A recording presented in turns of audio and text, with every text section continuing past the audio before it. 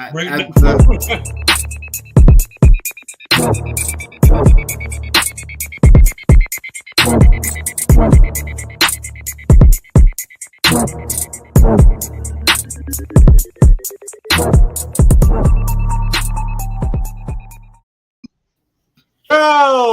back. You tune into the future of Sports Talk Radio. We are Truth Be Told Sports Podcast.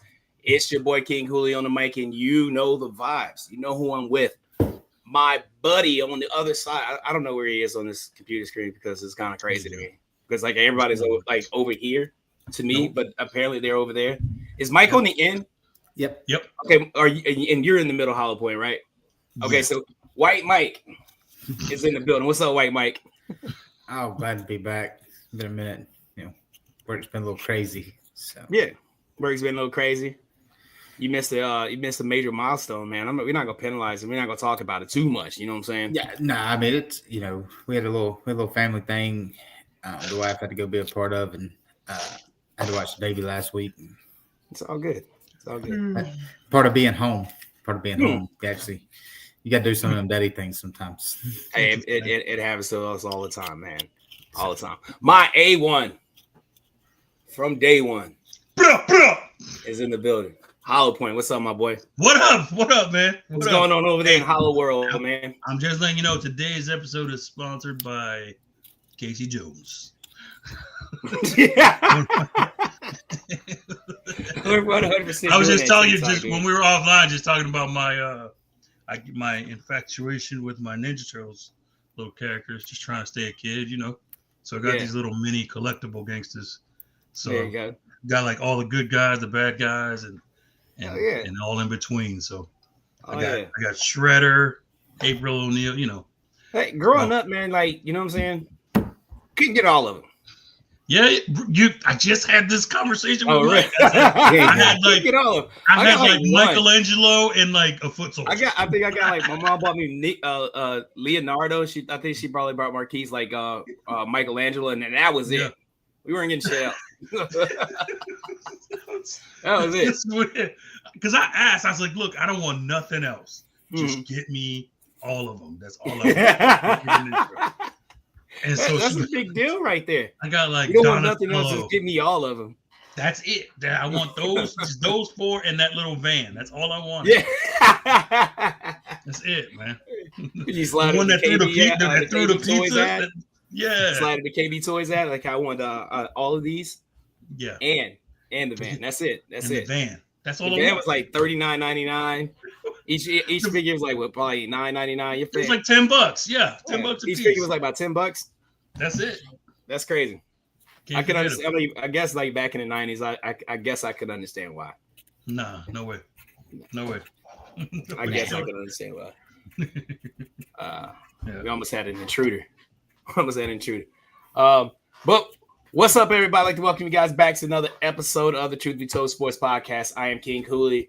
White Mike's over there, and Hollow Point's right there. And we have a very big show to give to you guys because, there was a lot of stuff that happened over the weekend. There was a lot of upsets. There were a lot of overtime games, and, there's some playoff stuff. Like if you watch baseball, if you know what's up.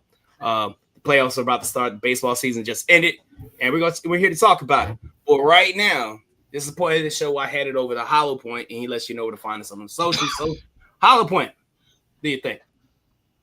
Thanks a lot, King Hooley, and thanks to everybody for once again joining us for another episode of the Truth Be Told Sports Podcast. As always, you can, if you're looking for us, and you should be, you can find us on all of the socials. You can find us on the Facebook. We have a Facebook page at Truth Be Told Sports Podcast. We have a Facebook group. We also have an Instagram, X formerly known as Twitter.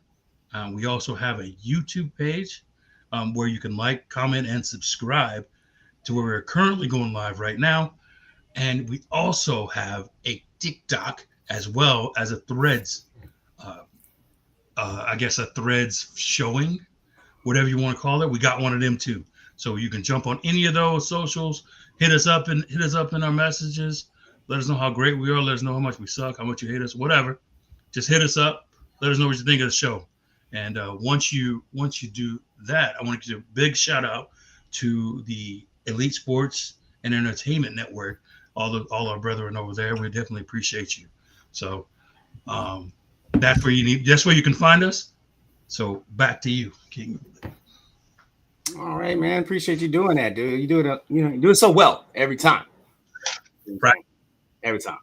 Hey, White Mike. Yes, sir. All right, are you ready? I am. All right. Ladies and gentlemen, boys and girls, children of all ages, I'd like to welcome you back to another episode of the White Mike Trivia Show. You know that trivia show within the podcast where White Mike asks King Hooley questions about sports. He asks Hollow Point questions about sports too.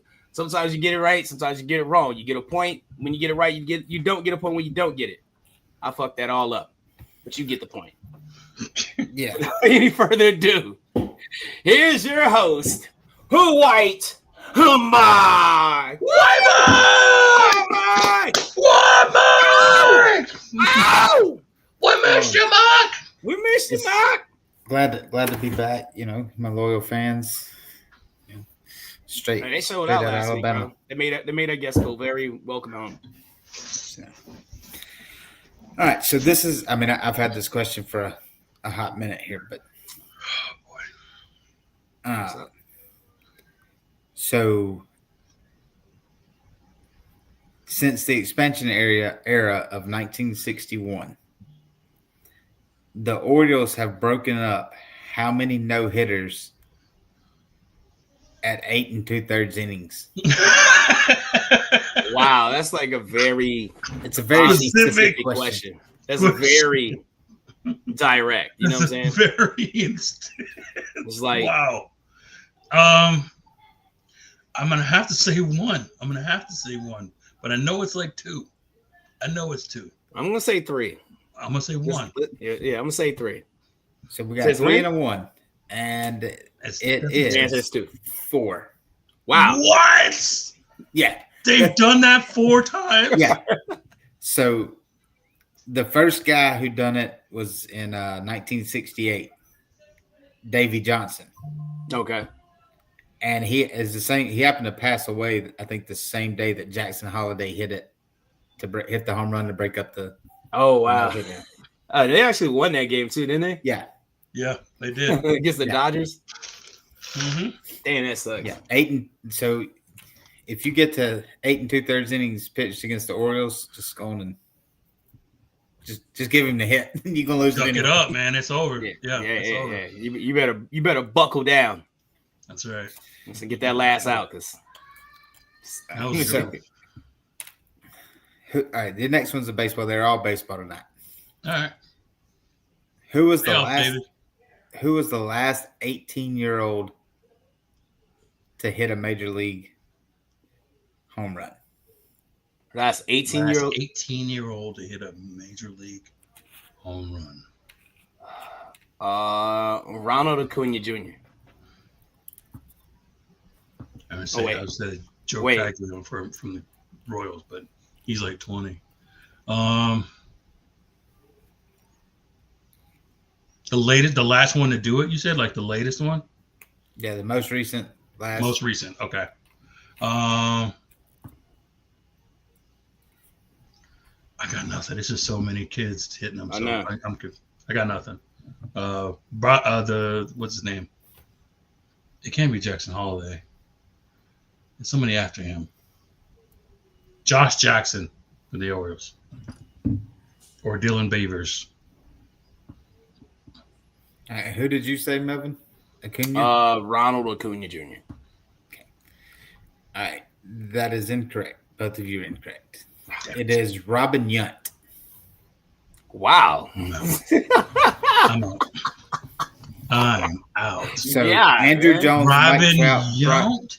Something told me they should have looked back that far. Andrew Jones, Mike Trout, Bryce Harper, and Juan Soto are the most recent teenagers to hit a home run, but they were all 19.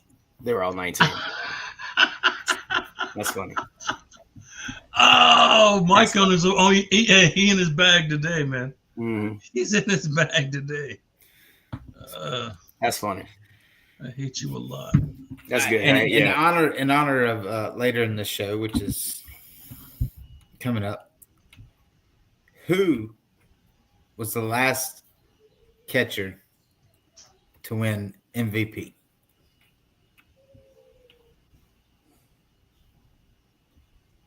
Last catcher to win MVP? Yeah, for either league, it doesn't. Pudge Rodriguez. That's good. That was good. I was gonna say, what's the guy from Cincy? Oh, was it Johnny Bench? You gotta go. Johnny Bench. I'm going Johnny Bench. You gotta go deep. If we're going to the team, I'm going Johnny Bench. Are we final answering these? Yeah, final answer. These were not a time. This was not a time machine. You get mother. I'm like, ooh. I'm telling you, there's a catcher that won it recently. I'm gonna be so upset. Buster Posey. You motherfucker! Oh my! Right before you said it, I thought it. I knew it. Right before you said it, I thought about it. I said Right I was gonna say Buster, but I'm like, Buster Posey. He's been in the time capsule all day, so I'm like, Johnny, you know, that's what Mike does, man. That's messed up, Mike. You're in your all right. Appreciate you, guys. Today, Appreciate you, guys. Congratulations, Appreciate you, Mike.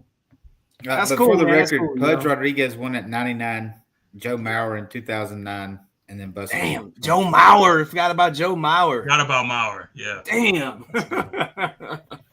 Damn. Yeah, we'll definitely talk about that catcher MVP stuff a little bit later. But let's go ahead and get into the show, fellas. Let's talk a little bit about some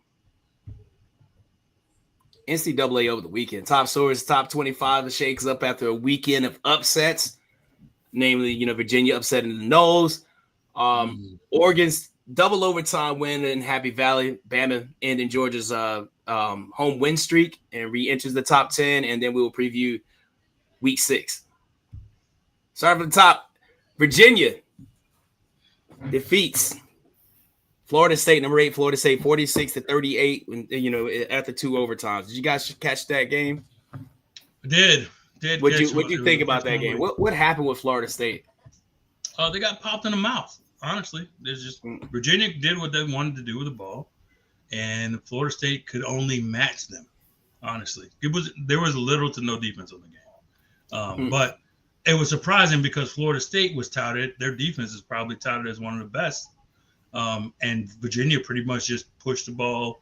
They ran the ball well, and they pretty much did whatever they wanted to. They scored without much, much trouble. And so, when it came to the end, we had to make a play. Virginia is one of them teams for Florida State that's kind of like that nemesis that no matter what, they don't have any fear of them. Right. They just go in and play as hard as they can.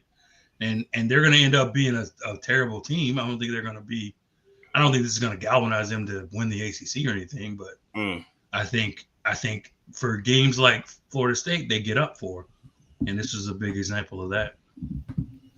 So, Wait, Mike, what about you? What did you think about this game? Yeah, I mean, I caught some highlights of it. They come on late at night for me, but no, Florida State. I'm not going to say they put everything out week 1 against Alabama because that wouldn't be a fair statement. Because they played good since then, but they just had no steam this week.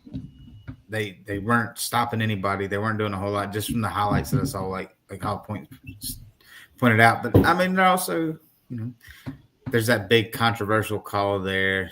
That, and again, we're not one to normally blame refs on here, and I'm not going to blame them. I mean, calls are calls. You live and die by them. So.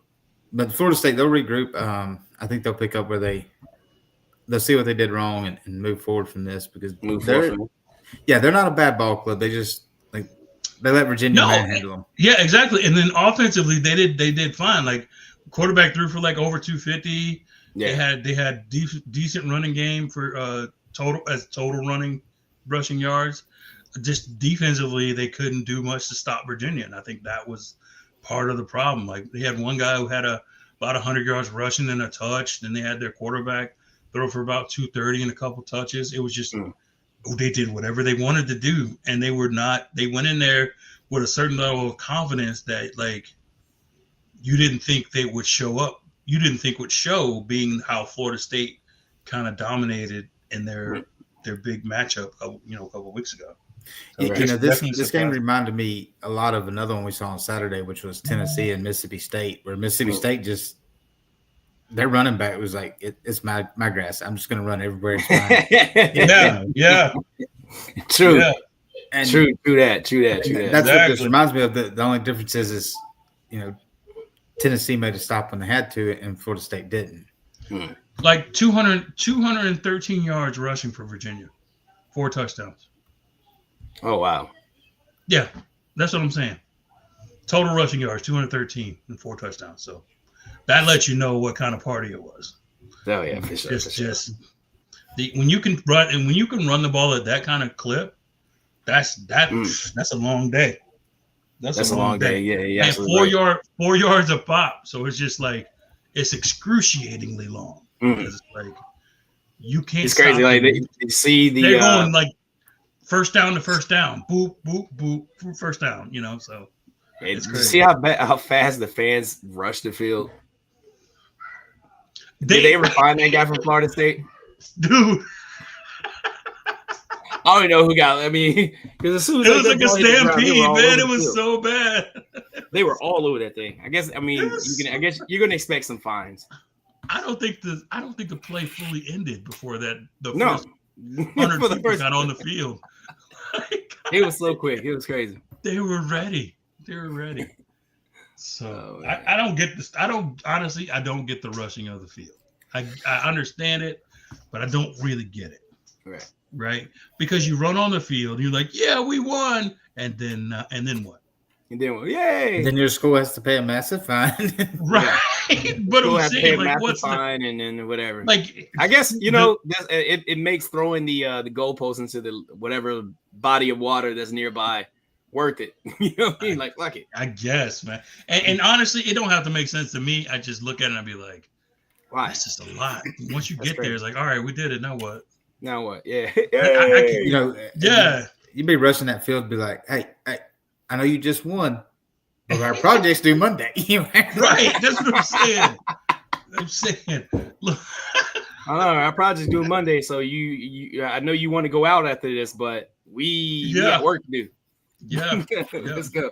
All right. Number 6, Oregon upsets Penn State, and now 30-24. That's not no upset. No. Heck no. It is. It by the number it is. By the numbers it is. We know how this goes. Yeah.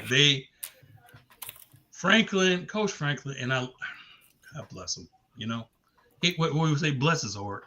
Bless his heart. Bless his heart. Bless his little heart. He can't win a big game to save his life. Yeah. What was that stat? 2 for 21 or something like that? 2 for 22 and 21. Yeah. Against top 6 ranked teams. Top 6 ranked teams. Are you kidding me?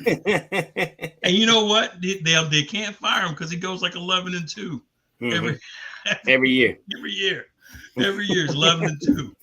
They're like, what happened? Well, I just can't win the 2 I need to win. That's what happens. Yeah, those 2. Those 2 are the most important ones. Yeah. But when the money's on the line, I just can't win. I can't. Even with the whiteout, brother, he had everything in his favor. Actually won a whiteout game. Oh wait, yeah, they beat Auburn. Shut up, dude. Come on. Hey, I forgot. I ain't even have to say it. The Auburn fans said it. Yeah. It's a painful reminder, man. It's a painful reminder. I was there. I know it was painful. Yeah, you were there, so you remember too. You remember all too well. So it's not even cool. But just with Franklin, man, he just. I don't want to put it on him. I know it's unfair that he gets it, but he's the coach, so with that, right. That's what it comes with. But those players, man, that interception at the end, or whatever that was at the end, I was miffed. I'm just like, man, are y'all throwing a game on purpose? Y'all not like y'all's coach. You know what I mean? That's the first thing that came to. Yeah, the first thing came to my mind. Like, man, y'all played so well all game. And it's got to be something. There's got to be something. And like that, investigate that weird. game. Investigate that game. There's got to be something. So, There's got to be something. Yeah, like why do y'all hate him so much? Number 17, Alabama upsets number 5, Georgia, 24-21, ending Georgia's 10 or so many game home winning streak. 33, I believe. 33, 34 games. Yeah, whatever. Speaking of investigations, that we're going to investigate. Coach, what's the Georgia coach again? What's his name? Kirby Smart. We're going to investigate his coaching acumen when it comes to playing freaking Alabama.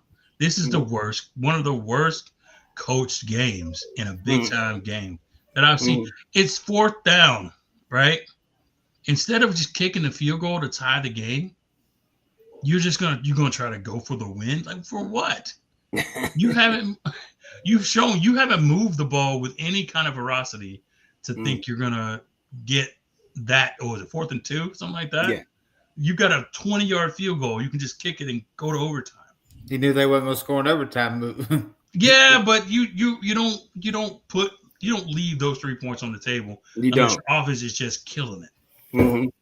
You know, the dude already dropped a freaking surefire touchdown going to the end zone. So why even risk it anymore after that? Right. You're already playing with fire. I'm like, man, kick the field goal. No, we're going for it. Screw it. We're doing it. We're at home. Go Dogs. So I was like, man, this is awful. This is so bad. And now, granted, like as much as I dislike Alabama, their quarterback played Simpson, right?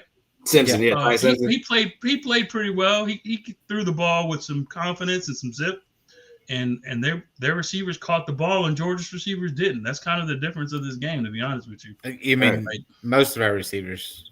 Most, you're right. Correct. Most of the receivers. Are you guys still talking about what's his name? Ryan Williams? Is he still dropping passes? I think he leads the whole NCAA in the last 2 years, like 14 drop passes. I feel like he's slopping them down at this point. I think he's a volleyball player. I mean that basket catch was just. I don't get it, man. Like, I just don't understand. Like, after the first week, everybody's all fire. What's his name? The coach. What's his name? The coach, DeBoer or whatever. Fire Kalen DeBoer. He shouldn't be there. I watched the comments. I seen so many people post. Well, you know what? All this fucking losing started when they started wearing black shirts, like coaching shirts. So, like, what the fuck does that have anything to do? What the fuck does that have anything to do with it? Now we're just saying. Now we're just saying. We're a like, entitled fan base. Yeah. And now we're just saying stuff. Yeah. And now everybody's happy with him again. Yeah. Kalen DeBoer. For now. Until next week. To be fair, most people are still happy with DeBoer. It's Kane Womack, the defensive coordinator, that no one is happy with, except maybe DeBoer. That's true. I guess. That's true. I guess that's true. But I hear the same thing. I hear the same thing from my family, so they say the same thing. They can't stand the coordinator. Wisely. But they can't stand who? The coordinator, like you said. I mean, our defense is atrocious. Yep.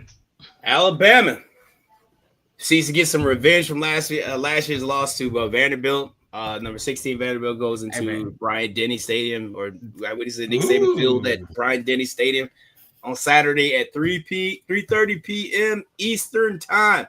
Them doctors and lawyers is playing ball. Are they getting that revenge or what? What do you think, Mike? Oh yeah, we do. Mr. Indiana is checked in. Glenn, what's going on, Glenn? I call him Mr. Indiana because he's always doing some shit in Indiana. He's always there. He's always there. Yeah. If there's something going on in Indianapolis, it could be racing or turtle racing. He's there. Whatever event is happening, he's there. He's there. Yeah, shout out to him. Shout out to Glenn. But yeah, Vandy's quarterback's gonna have a field day though. But yeah, we get the revenge at home. Isn't Vandy's quarterback like 40 years old? Like, didn't he? He's in like his 8th year at college. I mean, he's a couple years. He's a couple years younger than Bo Nix. I mean, right. Right. Like, why do you have gray hairs, my God? That's weird. You know what I mean? Danny Werfel was like, "Hey, man, you're cool with me." I think last year they've turned themselves into a formidable program, is what I'll say about Vanderbilt now. They're not just a laughing stock anymore. They got some burners there, and they got a guy who will sling it. He's got a lot of experience. I'll say that. So I won't say. I think Alabama wins it, but it ain't gonna be easy. I'll say that because if that defense showed up to Georgia shows up against Vanderbilt, it's gonna be like Swiss cheese, man. Vanderbilt's gonna tear them up. So it's gonna have to be a shootout. Yeah, it's gonna have to be. This quarterback they got now, I know his name. I can't say it. I know it's some first name starts with a D and his last name starts with a P. I'm sorry, Vandy fans, if you're listening. I can't think of it to say it, but he reminds me a lot of Jay Cutler as far as his gunslinger mentality. Not Bears Jay Cutler, Vanderbilt Jay Cutler. Okay, that's better. Yeah. We're like, wait a minute. Like his gunslinger mentality and.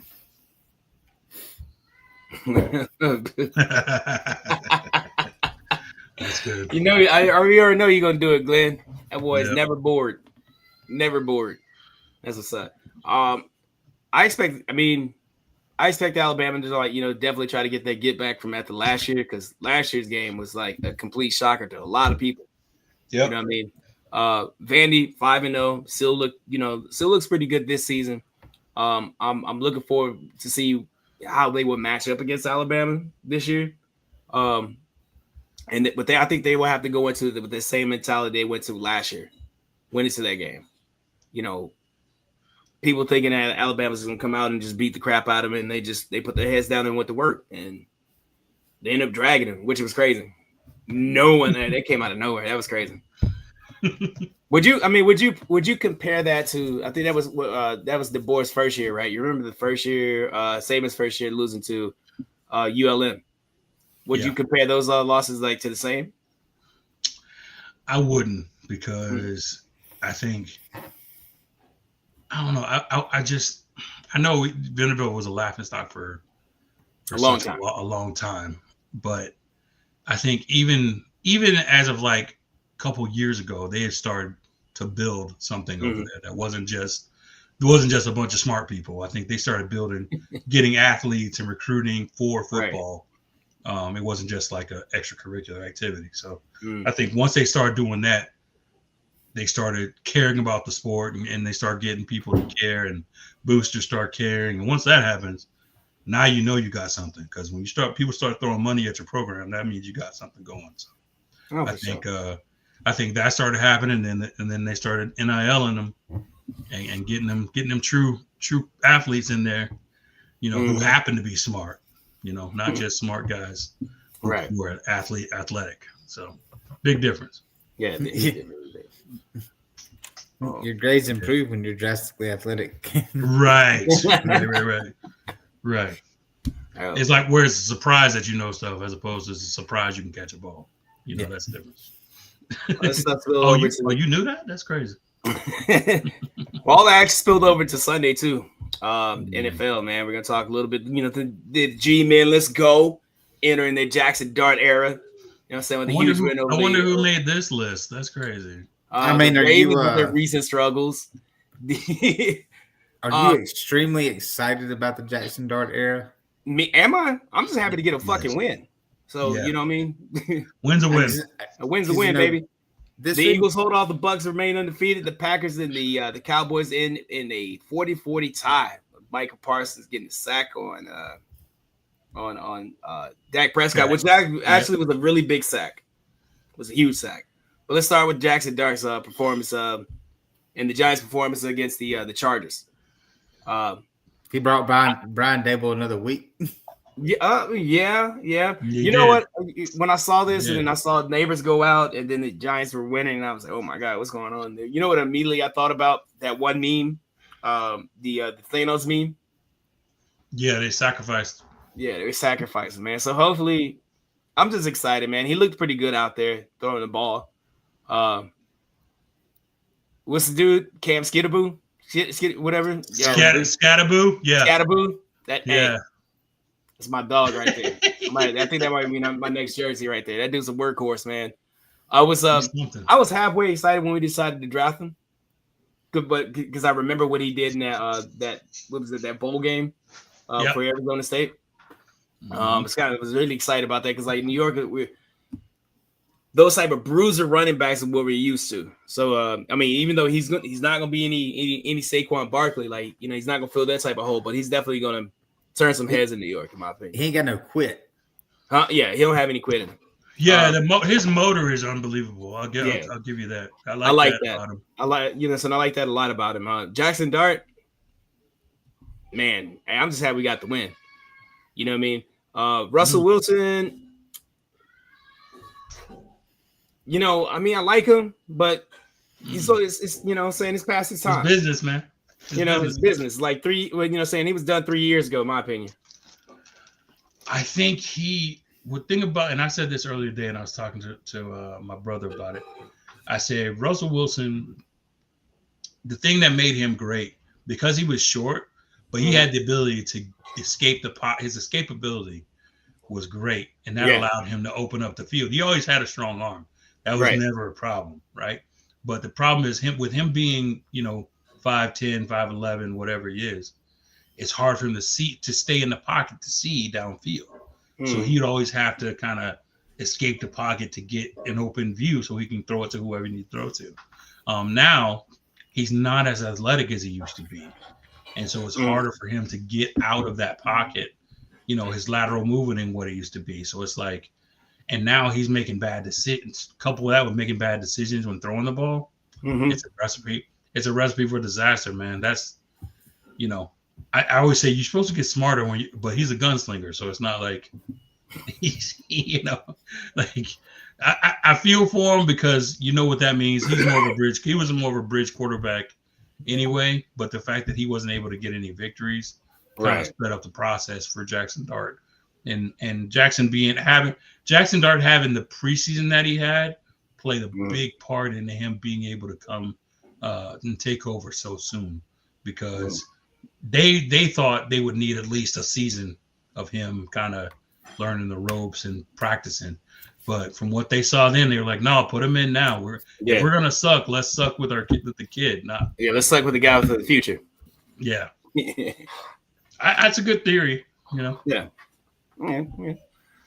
Get it. The Ravens, man, continue the slow start right out the gate, man. I'm gonna take a break. I'm gonna step out. 37-20 loss to the Chiefs. Lamar Jackson had like I think it was like a hamstring injury. I heard about. Yeah, that's plaguing him right now. I know when they threw that dude in, what's his name, Cooper Rush. I could have sworn he was playing for the Chiefs. He was, absolutely. I think, or he had money in the game. I couldn't believe that. No. Those were two of the worst. That fourth down when you just threw it out of bounds. I was like, for what? What are you drinking? What are you drinking? Man, I tell you, wasn't he Dak's back up for a while? He was. Yeah. There you go. What would Dak do? Dak was out of bounds on fourth down. He's a Cowboys, so. No, well, so what happened? I mean, first of all, shout out to the Chiefs, and they finally erupted, doing what we thought they would do. Yeah. Well, I guess it was a big part of Worthy coming back, so they got their speed version back to what they wanted to, which opens it up for everybody. So couple that with the Ravens' inability to stop the run or the pass. So they're really inept. Now, granted, as the local Ravens fan, they had about half of their team hurt. Half of their starters were hurt for sure, especially on defense. And then they were dropping like flies during the game. So it's hard to get a competent lineup, working together if they've never been together. So that was the other part of it too. So injuries played a big part. And plus just not being on the same page, man, just too many turnovers, just too many penalties. It was just a lot. And it was really sobering, because like when you're in the beginning of the year, you see your team on paper, you're like, man, this is the year, this Super Bowl, we're going all the way. Right. And then back-to-back games, you just kind of piss the game away. And then it's like, you play Kansas City and you're like getting your doors blown off. So it's like you don't know what to think as a Ravens fan. But do you think the season is pretty much like a wrap? No, given how like everything is right now, it's in the struggles. Lamar being hurt. It's week Derrick 4. Henry with the fumble issues right now. It's week 4. You gotta. It's like one of those dark cloud times, man. Like, come to me in week 8, and let's see what's happening then. Like, okay, we'll put a pin after in that. The next, after week 8, if we're still struggling and you got 2 more losses or whatever, I'll be like, it's about time. Man, they gonna win the AFC North, so it don't matter. Well, what I'm saying is this: it's about how they're playing. It's how they bounce back. Because one of the things people aren't saying is like they're 1-3, but they lost to the Bills, the Lions, and the Chiefs. Right? It didn't like they lost to any Rudy Poos. You know what I mean? They had a tough schedule out the gate. And I know it was like what's a goon to a goblin kind of thing, but right, you're supposed to win those games, but like they lost some tough games and they lost in some tough ways. Like this game was an outlier because they just straight up got dominated. Yeah. But the other 2, they lost on some 1 or 2 play deals. So it's like the ball bounces one way or the other. We're talking about 2-2 or 3-1 as opposed to 1-3. But here we are, and like Parcells always says, you are what your record says you are. And right now the Ravens suck. They are doo-doo butter. Doo-doo, yeah. Doo-doo butter. It is what it is. Did you watch this game? I did. Because it looked like when I first clicked onto it, it looked like the Eagles were just gonna run away with this game. But then Baker Mayfield and the Bucks turned it around. First and foremost, I'm gonna say the Eagles secondary is straight up doo-doo butter too, because you see back-to-back 70-yard touchdowns given up to the come on. Yeah. How do you get lost back there? To be honest with you, I don't know. But what I will say is Tampa has proven to be a second half team. And all Baker needs is permission to sling it. And he will sling it. So I think with the Eagles, they have some inner team drama of their own to figure out, because the way they're winning isn't favorable to their team, but it's working. So it's like it's wild. Receivers are not hitting any of their probably not hitting any of their numbers. But they're winning. So their defense is playing well enough. And Jalen Hurts is taking care of the ball. They're not turning the ball over. So it's just like, what can you do, right? We're still moving the ball. So it makes it really hard to do pick'ems with the Eagles, with the way they're playing, because it's not like they're undefeated right now, right? But each of these games have been very sloppy. Yep. Every one of them has been very like, you know what I'm saying? Any kind of towards the end, it falls into their place. Like last week, they got the the Rams could have won with the kick at the end of regulation. They blocked that, take that back for saying this week. The Buccaneers almost erased, like, I forget how much they were down, but like they essentially erased the deficit and came back and made it much more of a game. The Cowboys game wasn't that great wasn't great showing for them either. Does this mean is this the end for the Eagles, like their NFC reign? The stronghold they've had on the NFC for like a while? Mike, you think there's a team that's going to be emerge and become like the team in the NFC now that the Eagles are kind of looks like they take a step back? Honestly, if I was going to pick a team, it'd be the team they just beat. It'd be the Bucks. Just because, I took the Bucks this weekend to pick them because, like I said, the Eagles are so iffy, and Tampa's been finding ways to win. The Eagles have too, but they've kept things a little more close, and they don't look as scary as the Eagles are. But I still think the Eagles are the team in the. They'll ride it. It's week 3, week 4. Yeah, week 4. It's early. Yeah, I mean, but there's really not. I mean, the NFC kind of sucks. I mean, Green Bay wouldn't be terrible, but I mean, we'll get to them in a second. So right. What do you think, Albert? I won't say that they're done, but I do say they have a lot of competition, and I think it's going to come out of the NFC North. So it's either going to be the Lions or it's going to be the Packers. Lions or the Packers. I think both of those teams are set and ready to kind of take over the mantle, because they seem to be on the same accord. Both teams do, and as much winning as the Eagles are doing, like you said, it's ugly. It's ugly winning, and the minute they haven't been behind in games yet, and they haven't ran into too much adversity when they're during their games. I mean, yeah, like I said, it is ugly, but they've had control of the games for the most part. So I'm interested to see how it's going to happen when they have to come back, and how it's going to happen when they have to actually be a drop back and pass kind of team, and will Jalen Hurts do the things he needs to do? I don't know what that means, but I'm assuming that's what your profile picture says. To make this, I mean, I know he can, but I don't know if I don't think he's in tune with his receivers anymore. You know what I mean? It's going to be tough to see. But I seen Green Bay last night, and they got some fire. Yeah. As far as offense. And same thing with Detroit. They got some fire. So I would take one of those. Detroit still got a coaching issue. You are correct in that. Yes, absolutely. So we'll definitely have to see. But my pick would be one of those two teams. If I had to pick one, I would say Green Bay. Okay, got you.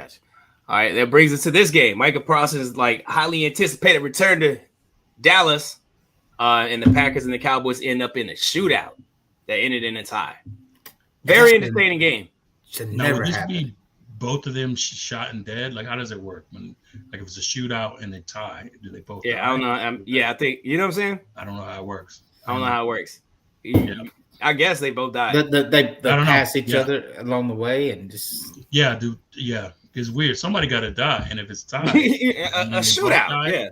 Yeah, it's a shootout. You can't. Yeah. No one walks away from a shootout. Yeah, or at least both people don't. But apparently they did. And, I didn't realize they didn't end in tie until I saw. I looked up and I saw them interviewing Jordan Love. Yeah, and I was like, okay, but it's kind of like an interview that he felt kind of dejected. Yeah. I'm like, okay, did they barely win? Like, what happened? And he tried to throw for a touchdown. Who is as happy as could be? Yeah. Because he he ain't got to hear from his owner for at least another week. So it's tough in Dallas, man. I couldn't imagine playing under Jerry Jones's thumb. Just having him in the locker room, on the field, why don't you go somewhere, at practice. I bet everything. I just have a feeling like I wouldn't want him in the locker room either. You know what he reminds me of? You remember them old ass dudes that be at the fucking Y in the locker room? Yes. Like, bro, walk around with the towel off. Have you seen Dion on New Heights? He said Jerry Jones is the best owner he ever played for. Sure. He said he loved Jerry Jones. I mean, a lot of people do. I know Michael Irvin for sure. He still gets a check for him, I'm sure. Yeah. I'm sure he gets a check from him too. So that's why the love. Yeah. I appreciate it. It's no secret. Like, you ain't gonna. No one likes Jerry Jones for no reason. You know what I mean? Like, they like him because he lines their pockets, one way or the other. So it might be my opinion, but I feel like that's what it is. I'm not saying you're wrong. I'm just saying what Dion said. Yeah. I'm sure he was a great owner. I'm sure. That's the same thing they say about Mark Cuban too. But you could tell Mark Cuban wasn't. I don't know how do you say it. A douche. I don't know. Maybe is that the word? I don't know. Yeah. Okay. He was fun. Cuban was fun. Yeah. He was a fun. Yeah. He was fun. So it's different ownership, different tactics. He likes it. Jerry Jones is a meddler. He likes to be in it all the time, and he makes it hard for you to be a active member. But it is what it is. Hey, guys, it's that time of the season. It's that time of the year. Mm-hmm. Best playoffs in all of sports, and you can just sit on attack if you want to disagree with me. But Major League Baseball is back. The playoffs are set. Yes. We're going to talk a little bit about the playoff wild card, and we're gonna dive into this little debate between Aaron Judge and Cal Raleigh, who deserves MVP. But before we get into that, let's look at the playoff picture right here. For wild card, which starts tomorrow, you have the Cleveland Guardians and the Detroit Tigers matching up, the Los Angeles Dodgers and the Cincinnati Reds, the San Diego Padres and the Chicago Cubs, and the New York Yankees and Boston Red Sox will renew their rivalry. My son's at the door. Will renew their rivalry and for the playoffs. So in this wild card series, walking down this, man, who do you guys taking in this series? Right here, Detroit and the Guardians. Give me Cleveland. Right. Let me tell you something. Like 2 weeks ago, I would have laughed you out of this building. Yeah. I would have laughed you off of the mic. Like, you kidding me? Detroit in a sweep. Now? Cleveland going to win both of them. I think it's what, 2 out of 3, right? Yeah, I think it's 2 out of 3, yeah. Yeah, Cleveland.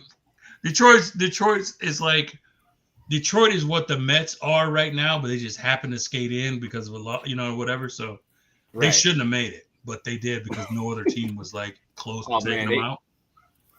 Yeah, you called it right. And those 2 weeks that 2 weeks ago, that was terrible. 2 weeks ago, I would have been like, nah, Detroit. Baseball is so up and down, dude. You can be so great one week and then the next week be fucking completely. You turn away. It's like, man, Detroit really sucks now. Like, what? Who are you talking about?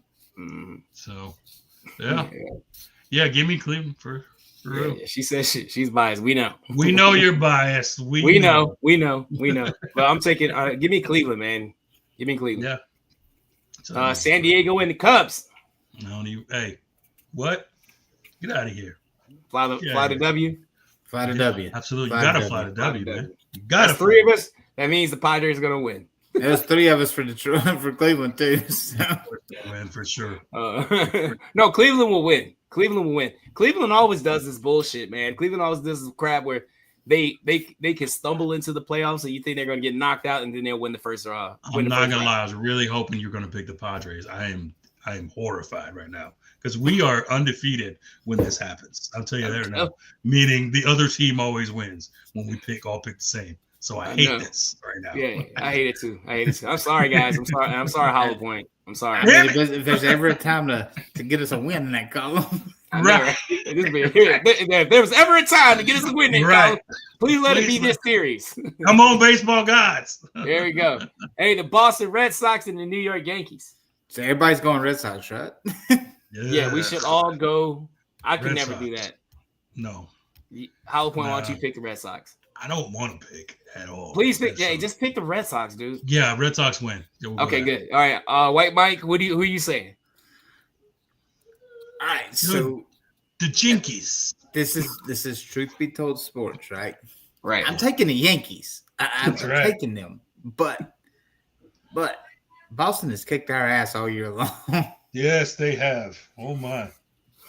That's true. No. I think that last series we took it to them. The last series in Boston we took it to them. So hopefully, and I know we talk about this all the time, especially with baseball teams and they get hot right before the playoffs start and then they kind of ride that wave. I think the Yankees might be that team this year. I look for them to get past this series. Now once you get into the divisional, I don't know. I don't know what to say about that, but right now I look to them to do that because if they win the division, I think they go on to play the Blue Jays. And they should play if they win this one. They should play the Jays next, right? Yeah, I think they would play. They would go on to play the Blue Jays. And that's who's been giving us problems all season. In my opinion, more so than Boston.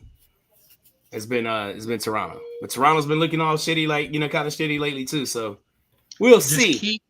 Keep Judge out of center field. That's all I'm gonna say. Tyreek Hill carted to the locker room with a parent. I was just about to say that. Oh man, season's over. Dang it. All right, and then you have the Cincinnati Reds and the Los Angeles Dodgers. I read somewhere this was like the Bloods and the Crips. Don't. Nice. Don't. I'm not gonna go with that, but we have the Cincinnati Reds and the Los Angeles Dodgers. Who are you taking in this? Hey, congratulations, Cincy, on making the playoffs. You won't be here long. So, yeah. You're here for a good time, not a long time. Is Kershaw starting game 1? I don't think so. I hope not. If you want Dodgers to win, Kershaw. Yeah, if you want the Dodgers to win, don't start Kershaw. Yeah, middle relief. And because that's been the Dodgers' problem lately. Like one or two innings tops. Middle relief. We just talked about it earlier. How Baltimore was throwing the perfect game or the no hitter, and then middle relief ended it for them. So yeah. All right. So who you guys taking in this? Dodgers. Give me the Dodgers. Mike. The Dodgers. The Dodgers. I'm taking the Dodgers too. So that means Cincinnati wins. Just kidding. We're undefeated. Just kidding. All right. On to this. The big who wins this MVP? Aaron Judge. Aaron Judge or Cal Raleigh. A lot of people are wondering about this because they both make compelling arguments.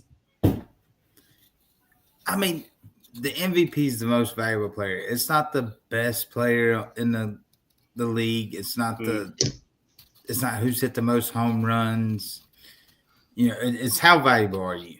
Yeah. And if this is the only two that we're narrowing it down to as a sporting world community, would Seattle be in the playoffs without Riley? Would New York be in the playoffs without Aaron Judge? No on both. No on both.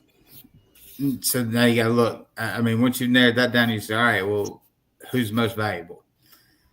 And I mean, I'm all for Aaron Judge getting it, but I mean, I also like seeing the catcher. I mean, that's your general, that's the field general, that's your man that runs the team on the field. So to switch it, 60 home runs, whatever, and run the team from behind the plate, it's pretty important, pretty impressive. Yeah. But I'm giving it to Judge because, well. Oh, the swerve. I mean, I'm a Yankees fan. I'm not betting against the man who just. Yeah. But I am objective and truthful. That's what we are here. You said objective and truthful stuff and then went subjective. Yes, I heard it.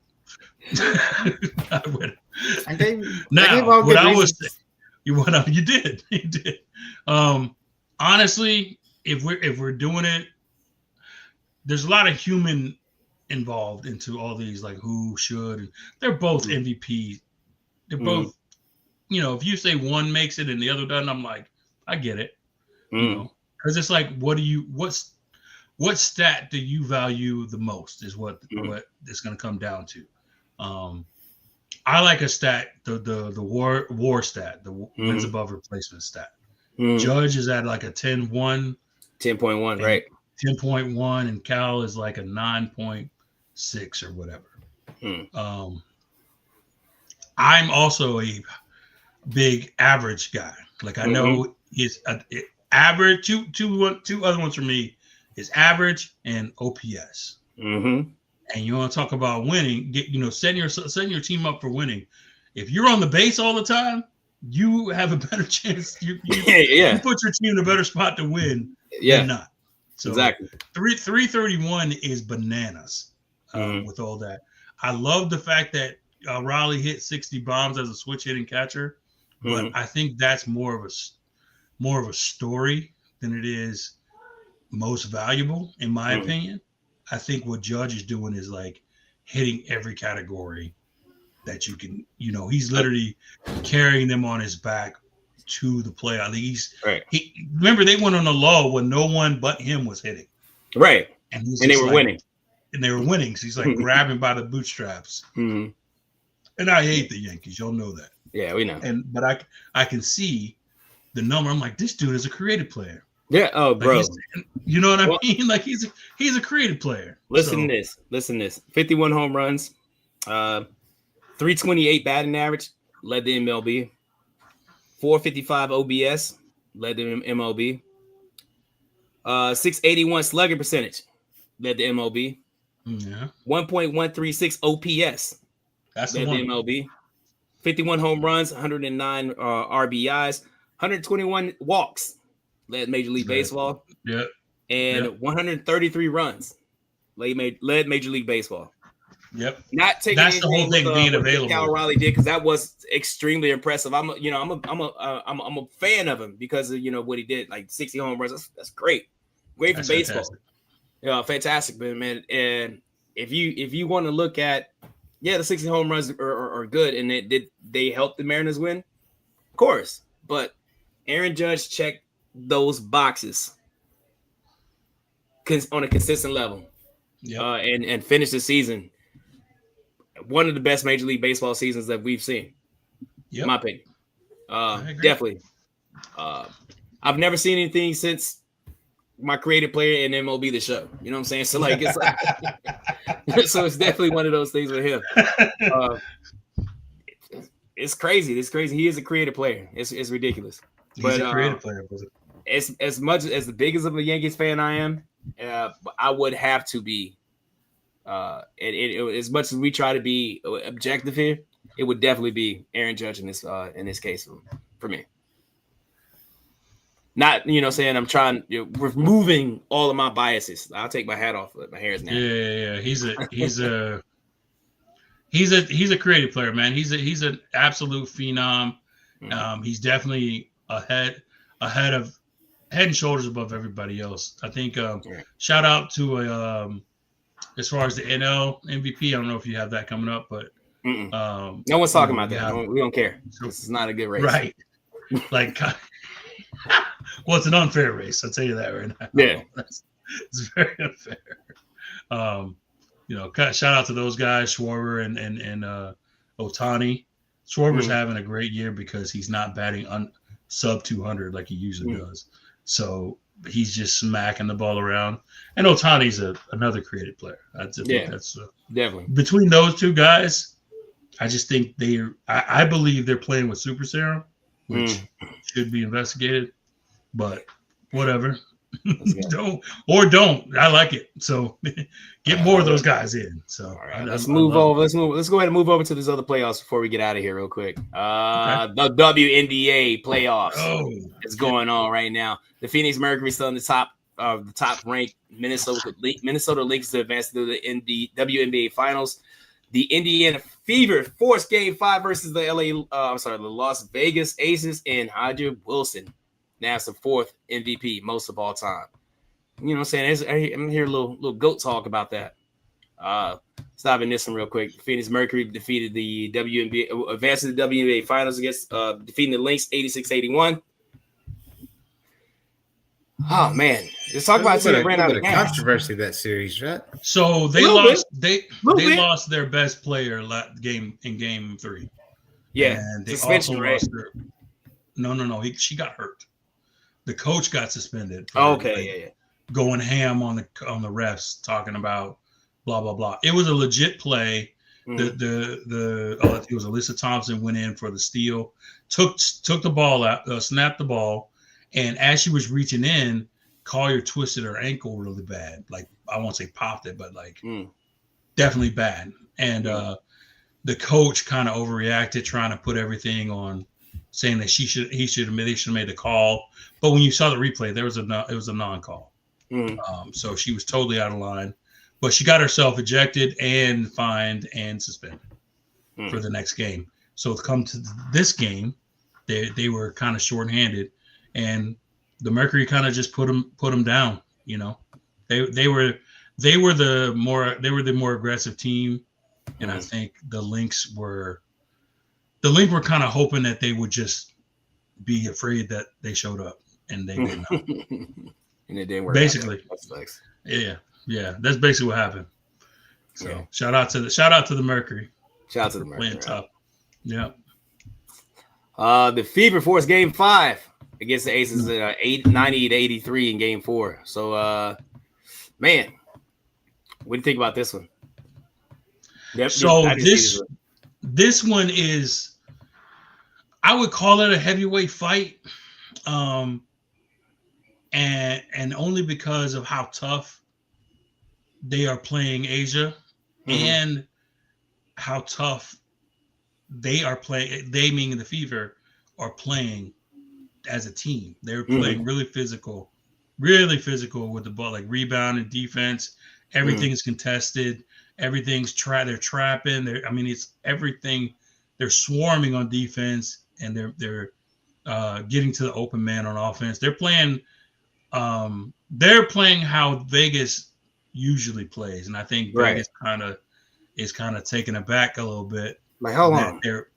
Right. Why does it look familiar? Right. This ain't supposed to go this way. This is what we do, So I think it's a tough matchup. I think what's her name? It's South Carolina from the Fever. I forgot her name.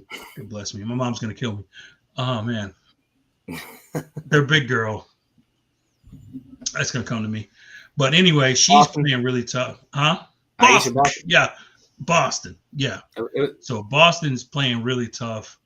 She's playing A'ja like really physical. And I think it's so weird because they're like, I won't say best friends, but they're definitely, they come from the same school. So they're definitely sisters in a sense. But you could tell the way they're playing, it's like they don't know each other. Yeah, that's exactly. You know what I mean? Big so like, Will said. Right. So, so it's a tough matchup, and it's a great one to watch if you're following it. And hopefully Game 5 will be just as good as the rest of the games because, like I said, it's been a Game 5 is tomorrow. Game 5 tomorrow in Vegas. Who are you taking? Who you think is gonna win this game? I think the Aces are gonna pull it out. I think this is gonna be one of those A'ja Wilson. I'm her type games. I think she's gonna pull up about 28, 12, and 5. Right. 2. Oh yeah, I think the MVP shows up. I just gonna fill all the stat sheets up, So I think she's gonna, especially with them being in Vegas. Aaliyah Boston. I knew.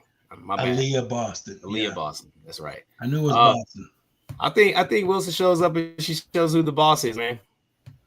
Yeah, shows who the boss is. She shows now, why. Shout out to the Fever though, because they could have easily just mailed it in because they lost their quote unquote best player, and and what it's showing is she's not the center of the universe. So therein lies another situation in between that no one's trying to talk about, but that's a whole other. That's another. But her and Sophie Cunningham have been some of the team's biggest supporters sitting on the bench. Supporters for sure. Yeah, absolutely. But I think what they're learning is the world does not revolve around them.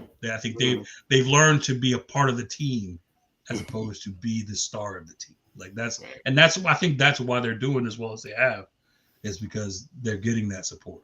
But I think the more and more they play together as a team, they're not relying on one or two people to take them to the promised land. I think everybody's putting in on it, and it looks more like a team effort. So that's cool. There you go. Yeah, exactly. Yeah. A'ja Wilson wins the 4th Indy. Is she the GOAT? Yes. At this point. Yeah. Is she the GOAT? Greatest of all time. Yes. You got to put her above like Candace Parker. You got to put her above Lisa Leslie. Do we put her above like what's her name? Cynthia Cooper? Is she in that stratosphere with Cynthia Cooper and Cheryl Miller? Yeah, she's above them. Cheryl. I don't know. Cheryl Miller has her own mountain, and then everybody else. Like I'll never put anybody above Cheryl Miller because I know too much. But I think what A'ja is doing on a consistent level against these athletes is amazing, especially her back. The way she ended this season, like when they went on that 18 game win streak or whatever to get to where they are now. She basically took them by the bootstraps and was like, look, we're not losing on my watch. So, and she took back because it was Collier's MVP to lose this year. She was all year. She was killing it. And she got hurt for a period. And then that period where she got hurt. And then that's kind of the period where the Aces kind of came back and take over, all because of Wilson, in my opinion. So yeah, When I went to that game against when the Aces came into town and they played the Sparks, bro, I'm watching her play, like A'ja Wilson, and I'm like, man, I don't think she's missed a shot. I look up and look at how many points she had, bro. She had like 17 points in the first quarter. It was like it was something ridiculous. Every time she got the ball, she scored. I'm like, this, and the pro looked at her, was like, man, she's good. I was like, that's the MVP. So right. So anybody say anything else, that's who it is. You know what I'm saying? So like, yeah, she's good. She's really good. Watching her in person, she's definitely good. Yeah. She said no one above Cooper, Miller, or Swoops. I disagree with that. I would say I'd say Miller. I would say one of them Miller for sure. Cooper. The only thing I'll say about Cooper, she was there first. Like I will always respect that the Comets won their 4 in a row.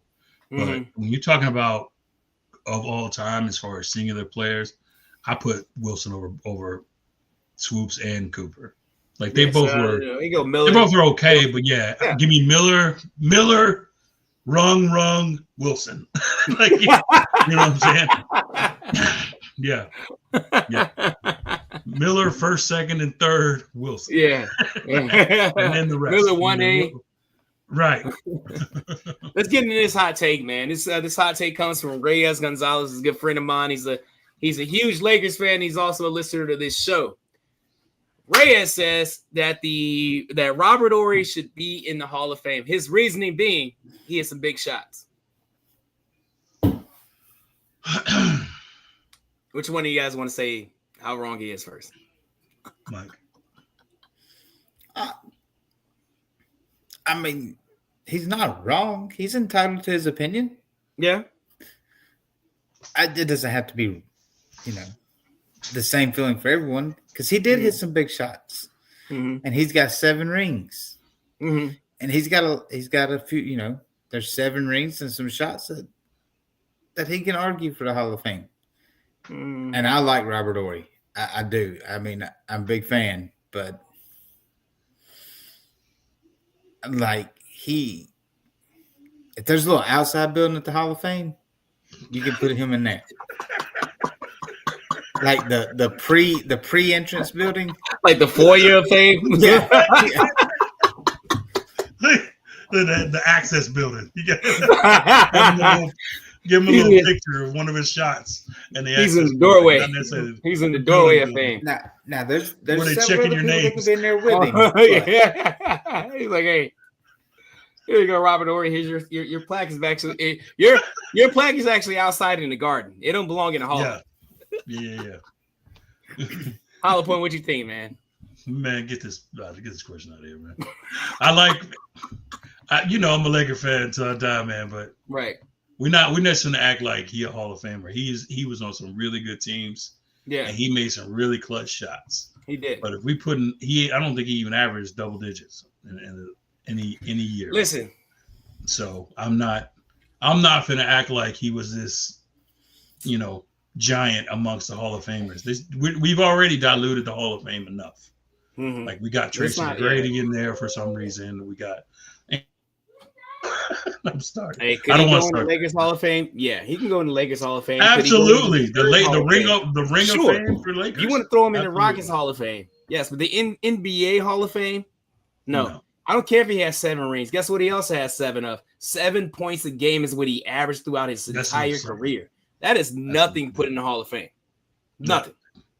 No. Yeah. And he got some moments. Like my cousin said, he gets a service entrance. You can put his bus right next to the ice machine. I mean, to be fair, he'd have some. He could be in good company in there. He hit some big shots, for sure. The 4 year like, between they the would back, put like the 2001 Lakers in the Hall of Fame. That's how Robert Horry would get in the Hall of Fame.